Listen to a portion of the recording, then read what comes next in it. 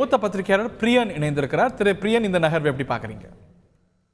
இல்ல, அடிப்படையில சரத்குமார் ஒரு செல்வாக்கு மிக்க ஒரு நடிகர். அவர் ஓரளவுக்கு சவுத் சைட்ல அவருக்கு கொஞ்சம் செல்வாக்கு இருக்கிறதுக்கான வாய்ப்புகள் இருக்கு. அதே சமயத்துல அவர் பாஜகவோட முதல்ல கூட்டணி என்ற முறையில தான் அந்த கட்சியை அணுகினாரு. இப்ப சேர்றது முறையில அணுகும் போது அவருக்கு இடையில விருதுநகர் தொகுதிகள் கொடுக்கறதுல சில பிரச்சனைகள் லோக்கல் பாஜக எதிர்ப்பு தெரிவிச்சாங்கன்னு சொன்னாங்க. சோ ஒருவேளை பாஜகலேயே சேர்ந்துட்டு அந்த பிரச்சனை இருக்காதுன்னு ஒருவேளை பாஜகலேயே சேர்ந்துட்டாருன்னு தெரியாது. ஆனால் சரத்குமாரை பொறுத்த மட்டும் அடிப்படையில பார்க்கும்போது அவர் ஏற்கனவே திமுக போன்ற கட்சிகள் இருந்திருக்காரு. அப்புறம் தான் சொந்த கட்சி ஆரம்பிச்சாரு. ஈவன் சமத்துவ மக்கள் கட்சியிலேயே பாத்தீங்கன்னா ஒரு பிரிவு யாருன்னா ஒரு நாராயணன் தலைமையில் இருக்கிற பிரிவு திமுகவை ஆதரிக்கிறத நம்ம பாக்குறோம்.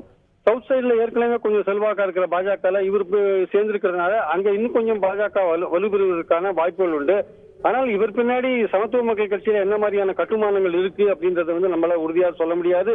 சரத்குமார் என்ற தனிநபர் ஒரு பிரச்சாரத்துக்கு ஒரு பலம் சேர்ப்பார் என்ற அடிப்படையில இந்த சமயத்துல பாஜக இணைஞ்சது பாஜகவுக்கு ஒரு கூடுதல் அட்வான்டேஜ் என்பது என்னுடைய கருத்து. செய்திகளை உடனுக்குடன் தெரிந்து கொள்ள உடனே சப்ஸ்கிரைப் பண்ணுங்க.